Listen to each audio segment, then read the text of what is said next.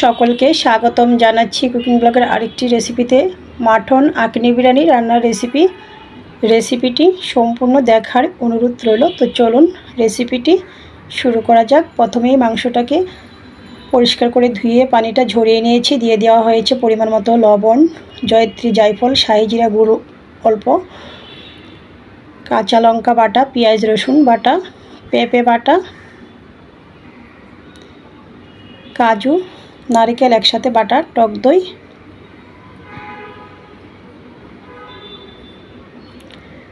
এক চামচ পরিমাণ জিরার গুঁড়া, গরম মশলা, দারচিনি, এলাচি, গোলমরিচ গুঁড়া, তেজপাতা, বিরিয়ানি প্যাকেটের মশলা, সরিষা তেল সব কিছু দিয়ে মাংসটা ম্যারিনেট করে নেওয়া হচ্ছে। ম্যারিনেট করার পর রেস্টে রেখে দেওয়া হবে প্রায় 1.5 ঘন্টার মতো।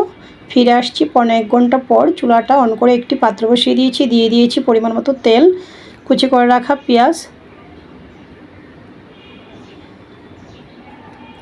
পেঁয়াজটা যখন ব্রাউন কালার হয়ে এসেছে এই পর্যায়ে আমি ম্যারিনেট করে রাখা মাংসটা অ্যাড করে দিচ্ছি।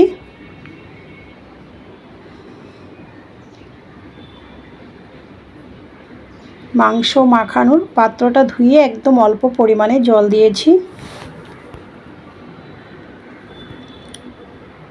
তো নাড়াচাড়া করে নিচ্ছি। মাংসটাকে ভালো করে কষিয়ে রান্না করে নেব।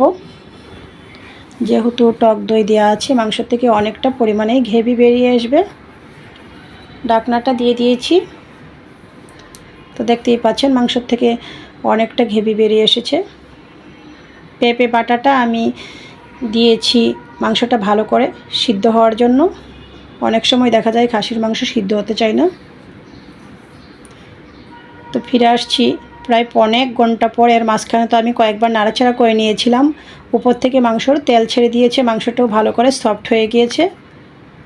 মাংসটা নামিয়ে চুলায় আরেকটি পাত্র বসিয়ে দিয়েছি। দিয়ে দিয়েছি তেল, শাহি জিরে আস্ত, চিনি গুঁড়া, প্যাকেটের চাষি চাল ধুয়ে পানি ঝরিয়ে নিয়েছি। দিয়ে দিয়েছি আস্ত কাঁচা লঙ্কা, গাজর, চালটা 4 থেকে 5 মিনিটের মতো ভেজে দিয়ে দিয়েছি বয়েল করে রাখা জল, কষিয়ে রাখা মাংস,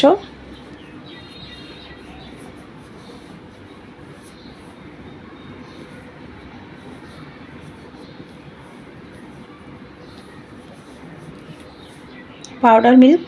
তো আমি 1 কেজি চাউলে প্রায় 2 কেজির মতো জল দিয়েছি। তো আনুমানিকভাবে জলটা দিয়ে দিয়েছি। কেউ নতুন হলে জলটা মেপেই অ্যাড করবেন। নাড়াচাড়া করে নিয়েছি। ঢাকনাটা দিয়ে দিয়েছি। ঢাকনার ছিদ্রতে একটি লবঙ্গ দিয়ে দেব। ফিরে আসছি 2 থেকে 3 মিনিট পর। ঢাকনাটা নামিয়ে আলু বুকরা দিয়েছি, আবারও নাড়াচাড়া করে নিয়েছি। ঢাকনাটা দিয়ে দিয়েছিলাম। ফিরে আসছি খানিকক্ষণ পর। ঢাকনাটা নামিয়ে আমি দিয়ে দিয়েছি লবণ দিয়ে ভেজে রাখা আলু, সাত বাগানের বাদ পাতা, ঘি, আবারও নাড়াচাড়া করে ঢাকনাটা দিয়েছি। 2 থেকে 3 মিনিট পর ফিরে আসছি। তো রেডি হয়ে গিয়েছে আমার আঁকনি বিরিয়ানি রান্নার রেসিপিটি ভালো লাগলে আমার ফেসবুক পেজটা ফলো, ইউটিউব চ্যানেলটা সাবস্ক্রাইব করবেন, সাথেই থাকবেন। সকলকে ধন্যবাদ।